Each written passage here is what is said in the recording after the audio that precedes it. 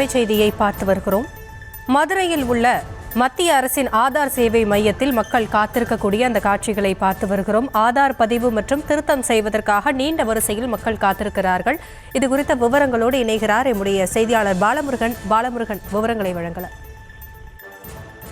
தென் மாவட்டத்தில் உள்ள மக்கள் பயன்பெறும் வகையில் மதுரை மாநகர் கே நகர் பகுதியில் மத்திய அரசின் கீழ் செயல்படும் ஆதார் சேவை மையம் செயல்பட்டு வருகிறது. இங்கு மதுரை மட்டுமின்றி தேனி, திண்டுக்கல், ராமநாதபுரம், சிவகங்கை, விருதுநகர், திருநெல்வேலி, தூத்துக்குடி, கன்னியாகுமரி உள்ளிட்ட தென் மாவட்ட மக்களின் ஆதார் பிரச்சனை தொடர்பாக ஆதார் பெயர் திருத்தம் மற்றும் அப்டேட் உள்ளிட்ட பணிகள் செய்யப்பட்டு வருகிறது. தற்போது பள்ளிகளுக்கான தேர்வு தொடங்க உள்ள நிலையில் ஹால் டிக்கெட்டுகளுக்கான ஆவண பணிகள் தொடங்கியுள்ளதால் மாணவர்களுக்கான ஆதாரில் திருத்தம் மற்றும் பெயர் முகவரி திருத்தம் உள்ளிட்டவைகள் செய்வதற்கு தென் மாவட்டங்களில் போதிய அளவிற்கான ஆதார் மையம் இல்லாத நிலையில் மதுரைக்கு வருகை தருகின்றனர். மதுரையில் மட்டுமே மத்திய அரசின் கீழ் உள்ள ஆதார் மையம் உள்ளது. இதன் காரணமாக தினசரி ஆயிரக்கணக்கான பொதுமக்கள் தங்களது ஆதார் சேவைகளை பெறுவதற்காக மதுரை கே நகர் பகுதியில் உள்ள ஆதார் மையத்தில் காலையிலிருந்தே குவிந்து வருகிறார்கள்.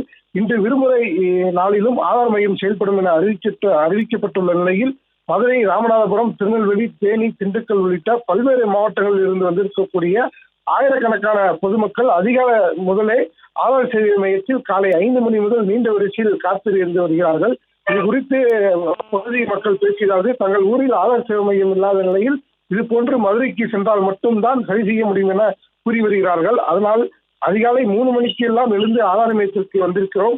9:30 மணிக்கு ஆதார் மையம் திறப்பார்கள். ஆனால் வேறு வழி இல்லாமல் நீண்ட வரிசையில் காத்திருந்து ஆதார் திருத்தத்தில் ஈடுபட வேண்டியுள்ளது என தெரிவித்தார்கள்.